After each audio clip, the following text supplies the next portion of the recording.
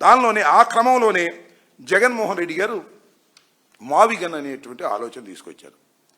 తీసుకురాగానే పాపం బాబు కొడుకులకి ఇద్దరికి భయం పట్టుకుంది. ప్రజలు దీని మీద ఆలోచన చేస్తున్నారు. మనం 1,00,000 ఎకరాలతో 2 లక్షల కోట్లతో నిర్మాణం జరగదని ప్రజలు నమ్ముతున్నారు.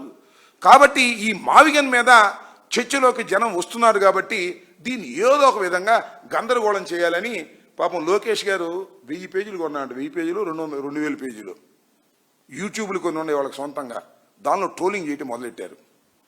బ్యాడ్ ప్రాపగాండా చేయటం మొదలెట్టారు. తంతే అది వాళ్ళకు ఉన్నటువంటి ఈనాడు, ఆంధ్రజ్యోతి, ఈ TV5, ఈటీవీ ఇవి కాదు, ఇంకా కొన్ని ఛానల్స్ కొనేసి దానిలో ట్రోల్ చేసేటటువంటి కార్యక్రమం చేస్తున్నారు. మీ ట్రోలింగ్లకి మేము భయపడతామా? నెంబర్ 1. దానిలో వాస్తవం, సిన్సియారిటీ ఉంటే ట్రోలింగ్లన్నీ పటాపంచలైపోతాయి. ఇవాళ మావిగన్ అనే ఆలోచన తీసుకొచ్చిన తర్వాత బృహత్తరమైన చర్చ ఈ ఆంధ్ర రాష్ట్రంలో జరుగుతూ ఉంది. అక్కడ అమరావతి ఎలాగో పూర్తి కాదు కాబట్టి దానిలో పెట్టుబడులు పెట్టిన అనవసరమైనటువంటి నిర్ణయానికి ప్రజలు వచ్చేసారు. వాట్ ఈస్ దిస్ మావిగన్? మావిగన్ అంటే ఏంటి? అసలు అమరావతి ఏంటి? అసలు అమరావతి ఎక్కడుంది నాకు అర్థం కాలే. నాకు ఒక ప్రొఫెసర్ గారు చెప్పాడు, నేను వీడియోలో చూసాము చాలా కాలం క్రితం. గుంటూరు బస్ స్టాండ్కి కానీ విజయవాడ బస్ స్టాండ్కి కానీ వెళ్ళి అమరావతి టికెట్ అడగండి, టికెట్ కొడతాడు. ఎక్కడ తీసుకెళ్తాడు? తాడేపల్లి తీసుకొస్తాడా?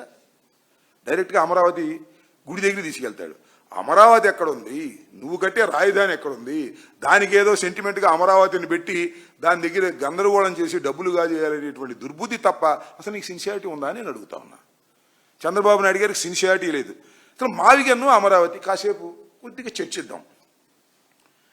20,000 ఈ కారిడార్ మావిగన్ అనేది మచిలీపట్నం, విజయవాడ, గుంటూరు ఈ మొత్తం చూస్తే 9,536 చదరపు కిలోమీటర్ల మెగా విస్తీర్ణం. ఇదెంత ఉంది? అమరావతి 217 చదరపు కిలోమీటర్ల చిన్న విస్తీర్ణం కలిగింది.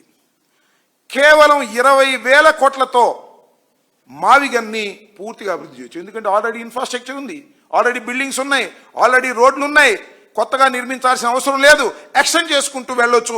కేవలం 20,000 కోట్లతో మాత్రమే మావిగన్ నిర్మాణాన్ని పూర్తి చేసేటటువంటి అవకాశం ఉన్నది. మరి అక్కడ అమరావతిలో కేవలం మౌలిక సదుపాయాల కంటే నీరు, విద్యుత్తు, డ్రైనేజీ 2 లక్షల కోట్లు ఖర్చు పెట్టాలి. ఏంటిది నాకు అర్థం కాలేదు. ఆర్థికంగా చితికిపోతున్నటువంటి రాష్ట్రానికి ఇంత భారం అవసరమా అనేది ఆలోచించుకోవాల్సిన అవసరం ఉంది. అలాగే 3 జిల్లాలతో కూడిన డైనమిక్ పవర్ హౌస్ ఇది. 3 జిల్లాలతో కూడుకుంది. మచిలీపట్నం, ఎన్టీఆర్, గుంటూరు 3 జిల్లాలతో కూడుకున్నటువంటి డైనమిక్ పవర్ హౌస్ లాంటిది ఈ మావిగన్ అనేది. అదేంటి? ఒక చిన్న ప్రాంతం, ఇప్పుడే కాస్త అభివృద్ధి చెందించాలని ప్రయత్నం చేస్తున్నటువంటి ప్రాంతం. 60 లక్షల జనాభా ఉన్న విస్తృత కారిడార్ ఇది. మొత్తం మావిగన్ అనేది మేము చెప్పిన మావిగన్ 60 లక్షల జనాభా ఉన్నటువంటి విస్తృతమైన కారిడార్. అక్కడ ఎంత ఉందండి? ప్రజలు పరిమితమైన ప్రజలు.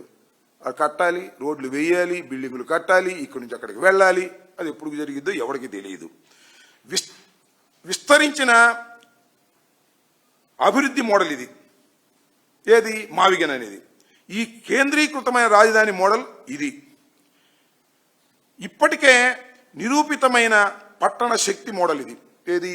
మావిగన్ అనేది. ఇది కేవలం గ్రీన్ ఫీల్డ్ మోడల్. అంటే కొత్తగా రోడ్లు వేయటం, కొత్తగా పునాదులు తీయటం, ఈ గ్రీన్ ఫీల్డ్కి సంబంధించినటువంటి అంశం. అలాగే తక్కువ రిస్క్తో రెడీగా ఉన్న అభివృద్ధి ఎకో సిస్టమ్. ఈ మావిగన్ అనేది ఈ 3 చెప్పిన దానిలో తక్కువ రిస్క్, ఎక్కువ రిస్కే లేదు. ఆల్రెడీ ఇన్ఫ్రాస్ట్రక్చర్ రెడీ అయి ఉంది, ఎకో సిస్టమ్ రెడీ అయి ఉంది. ఇక్కడేంటి? ఖరీదైన రిస్క్ ప్రాజెక్ట్ 2 లక్షల కోట్లు పెడితే ఏమైందో తెలియదు. నాకు మళ్ళా గుర్తొస్తుంది ఆ రామచంద్రయ్య గారు చెప్పింది. ఈ దేశం అనేది ప్రపంచంలో ఎక్కడా కూడా పట్టణంలో నీళ్లు తోడి నదిలో పోసిన సందర్భాలు లేవంట. ఇది ఒక్కటే అమరావతిలోనే.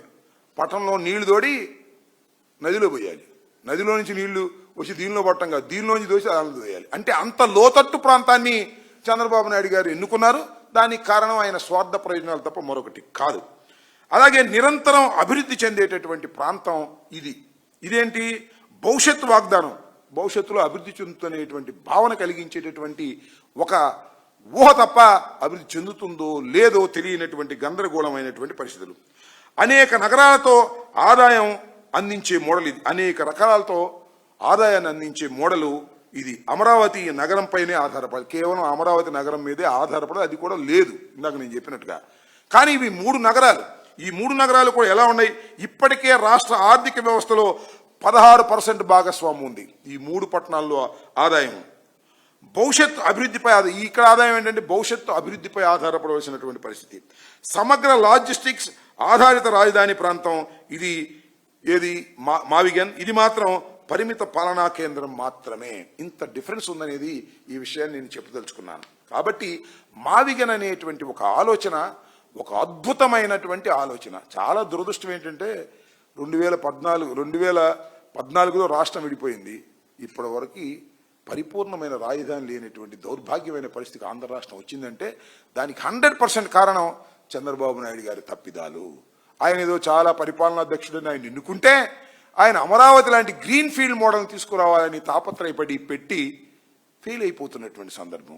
ఈ రెండవసారి అవకాశం ఇచ్చిన ఈ 5 సంవత్సరాల్లో కూడా ఆయన పూర్తి చేయలేనటువంటి పరిస్థితుల్లోకి ఇవాళ నెట్టబడిందనే విషయాన్ని ఇక్కడ మనం గుర్తుపెట్టుకోవాలని కూడా ఈ సందర్భంగా నేను చెప్పదలుచుకున్నాను. అంతేకాదు, ఇవాళ మనం చూసాం, ఇవాళ చంద్రబాబు నాయుడు గారు ప్రెస్ మీట్ చూస్తే కొత్తగా ఏమీ లేవు. అన్నీ కూడా ఈనాడులో 6-7 పేజీలు వేసి చదివితే అర్థమైపోద్ది. అవే రిపీట్ చేస్తూ చెప్పుకుంటూ వచ్చినటువంటి సందర్భం. దీంతో పాటుగా ఇంకో మాట కూడా చంద్రబాబు నాయుడు గారు మాట్లాడుతున్నారు. దీన్ని కులం రంగు పిలిచారు అని. అసలు ఎవరు పెట్టారని కులం రంగు? నిన్ననే ఆమె పేరేంటి, రేణుకా చౌదరి గారు రాజ్యసభలో మాట్లాడితే ఏమంది? పెట్టరా అమరావతి, పిలవరా కమరావతి అని చాలా ధైర్యంగా చెప్పింది. శభాష్. ఇది కమ్మవారి రాజ్యమే తప్ప ఇది ఎవరి రాజ్యం కాదు అని ఆమె చెబుతుంది. ఆమె సోదరి, ఈయన సోదరి చెబుతుంది. ఎవరు చెప్పుకునేవారు కులం రంగు? నువ్వు పునుకున్నావు, నువ్వు ప్రచారం చేసుకున్నావు, నీ వాళ్ళు ప్రచారం చేసేటటువంటి పరిస్థితి వాళ్ళ రాష్ట్రంలో వచ్చింది. దీనికి కారణం నువ్వు తప్ప మేము కాదని కూడా ఈ సందర్భంగా నేను చెప్పదలుచుకున్నాను. అంతేకాదు, మరి ఈనాడులో రాసుకొచ్చాడు ఎవరు, మన కిరణ్, జగన్మోహన్ రెడ్డి గారి గురించి రకరకాలుగా రాస్తున్నారు. నయవంచన జగన్ నైజం అంట, ఊసర వెళ్ళి జగన్ అంట. నాకు అర్థం కాలేదండి. అసలు ఈ రాష్ట్రంలో ఊసర వెళ్ళండి గుర్తొచ్చేది ఎవరు? నారా చంద్రబాబు నాయుడు గారు. ఎన్ని ఊసర వెళ్ళి వేశాడు. బీజేపీతో సయోధ్య చేస్తాడు, బీజేపీని వ్యతిరేకిస్తాడు, కాంగ్రెస్తో సయోధ్య చేస్తాడు, కాంగ్రెస్ని వ్యతిరేకిస్తాడు. ఏ చెట్టు మీదకి వెళ్తే ఆ రంగు మార్చే దౌర్భాగ్యమైన సంస్కృతి కలిగినటువంటి వ్యక్తి నారా చంద్రబాబు నాయుడు కదా, జగన్మోహన్ రెడ్డి గారా? జగన్మోహన్ రెడ్డి గారు మాట అంటే మాట మీద నిలబడేటటువంటి వ్యక్తి తప్ప మరొకటి కాదు అని కూడా ఈ సందర్భంగా నేను చెప్పదలుచుకున్నాను.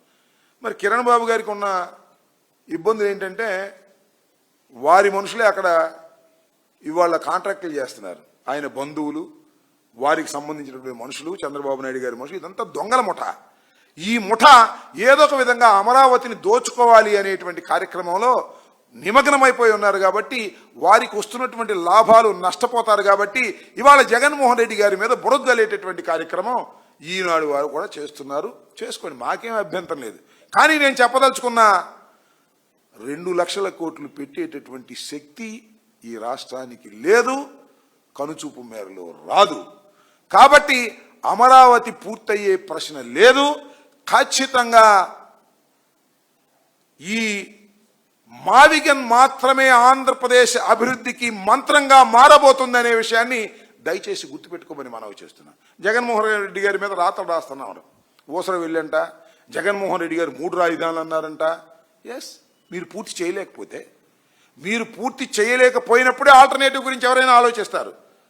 చంద్రబాబు నాయుడు గారు 5 సంవత్సరాలు ముఖ్యమంత్రిగా ఉండి అన్ని తాత్కాలికం చేసి మళ్ళా 2 లక్షల కోట్లు 1,00,000 కోట్లు ఖర్చు పెట్టమంటే ఎలా ఖర్చు పెడతారు చెప్పండి? ఖర్చు పెట్టలేకే కదా 3 ప్రాంతాలు అభివృద్ధి చెందాలనే ఉద్దేశంతో ఆ రోజు పెడితే దాన్ని మీరు అడ్డం కొట్టారు, కోర్టులకు వెళ్ళారు, గందరగోళం చేశారు, పూర్తి కాకుండా చేశారు. That's all. ఓకే, అది అయిపోయింది. ఇవాళ మళ్ళా మొదలుకొచ్చారు. మొదలుకొచ్చి ఇక్కడ 50,000 నుంచి 1,00,000 ఎకరాలు తీసుకుంటామంటారు, 2 లక్షల కోట్లు ఖర్చు పెడతామంటారు, అప్పు తీసుకొస్తారు. అప్పులు ఎలా తీరుస్తారో చెప్పలేరు. ఇవాళ రాష్ట్రానికి ఇంత అప్పులు అవసరమా అని అడుగుతా ఉన్నా. ఎన్ని ఉన్నాయి రాష్ట్రంలోని చేయాల్సినటువంటి పనులు, విధులు ఎన్ని ఉన్నాయి? అవన్నీ పక్కన పెట్టేసి అమరావతికే లక్షల కోట్లు దోచిపెట్టేటటువంటి కార్యక్రమం చేసి రాష్ట్రాన్ని దివాళా దించాలనేటువంటి ప్రయత్నంలో ఇవాళ చంద్రబాబు నాయుడు గారు ఉన్నారు. కాబట్టి ఒక చక్కని ప్రపోజల్ని జగన్మోహన్ రెడ్డి గారు ప్రవేశపెట్టారు. ఆల్రెడీ డెవలప్ అయిపోయినటువంటి ప్రాంతాన్ని కొద్దిగా డెవలప్ అవుతుంది. పెట్టుబడులు పెట్టవలసిన అవసరం లేదు. ఈ ప్రాంతంలో అందరూ సుఖ సంతోషాలతో ఉండేటటువంటి ప్రాంతం అనేటువంటి ఉద్దేశంతో పెడితే దీనికి నువ్వు వ్యతిరేకమే. మచిలీపట్నానికి వ్యతిరేకమే, విజయవాడకి వ్యతిరేకమే, గుంటూరుకు వ్యతిరేకమే, అంతకుముందు విశాఖపట్నానికి వ్యతిరేకమే, అంతకుముందు కర్నూలుకి వ్యతిరేకమే. నీకు మాత్రం అమరావతి కావాలి. అక్కడ అమరావతిలో ఏమీ లేదు. ఏమన్నా అమరావతిలో ఏమీ లేదు. ఏమీ లేని అమరావతిలో ఇవాళ నువ్వు మాట్లాడి పిచ్చిరాతలు రాసి ఈ కిరణ్ బాబు గారు పిచ్చిరాతలని రాసి జగన్మోహన్ రెడ్డి గారి మీద బురదలేటటువంటి కార్యక్రమాలు చేయడం సమంజసం కాదని మనవి చేస్తున్నాను. ఖచ్చితంగా మావిగన్ అనేది అభివృద్ధి మంత్రంగా తయారు కాబోతుంది. ప్రజల్లో విస్తృతంగా చర్చ జరుగుతుంది. ఈ చర్చ చూసి భయపడి ఎల్లో మీడియా, అదేవిధంగా ఎల్లో సోషల్ మీడియా ఇష్టం వచ్చినట్టుగా ట్రోల్ చేస్తున్నారు. ఈ ట్రోల్ చేయడం కూడా మంచిదే. ఎందుకంటే మీరు భయపడుతున్నారు కాబట్టే ట్రోల్ చేసేటటువంటి కార్యక్రమం చేస్తున్నారు. ఇది ప్రజలు అర్థం చేసుకోగలరని కూడా నేను భావిస్తున్నాను. ఎప్పటికీ అమరావతి ఒక అంతులేని కథగా మిగిలిపోయేది తప్ప అభివృద్ధి చెందేటటువంటి అవకాశం లేనటువంటి ప్రాంతం అది. ఆ ప్రాంతంలో మీరు ఏం చేసినా కూడా ఏమీ ఉండదనే విషయాన్ని గమనించి ఇప్పటికైనా మీ మనసు మార్చుకొని మంచి ఆలోచన చేయవలసిందిగా మిమ్మల్ని మేము కోరుతున్నాం. ఓకే.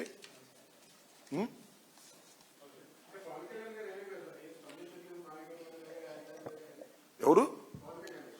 పవన్ కళ్యాణ్ గారు స్పందించలేదంటే నన్ను అడిగితే పవన్ కళ్యాణ్ అడగాలి కానీ ఆయనకేమో మరి ఆయనకేమన్నా ఇప్పుడు స్పందించడేమో, నిదానంగా స్పందిస్తాడేమో. స్పందించడానికి ఏమన్నా అడ్డంకులు ఏమన్నా ఉన్నాయేమో మరి మనకు తెలియదు. చంద్రబాబు నాయుడు గారు ఇంకా ఆదేశించలేదేమో, లేదా చంద్రబాబు నాయుడు గారి దగ్గర నుంచి అందవలసింది అందలేదేమో. ఏమున్నాయో మనకు తెలియదు కదా దీనిలో విషయాలు. పవన్ కళ్యాణ్ గారు దీని మీద స్పందిస్తారా, స్పందించరా, ఏం చేస్తారు అనే విషయాలు దయచేసి వాళ్ళని అడిగితే బాగుంటుంది తప్ప మమ్మల్ని అడిగితే ఏం చెప్తాం. ఆయన ఒక్కోసారి స్పందిస్తాడు, ఒక్కోసారి స్పందించడు, ఒక్కోసారి విపరీతంగా స్పందిస్తాడు, ఒక్కోసారి లైట్గా స్పందిస్తారు. ఎప్పుడు ఏ రకంగా ఉంటాడో మనకేం అర్థం కానటువంటి వ్యవహారం. ఎవరు అడిగిందా ప్రశ్న? ఓకే, అంతేనా?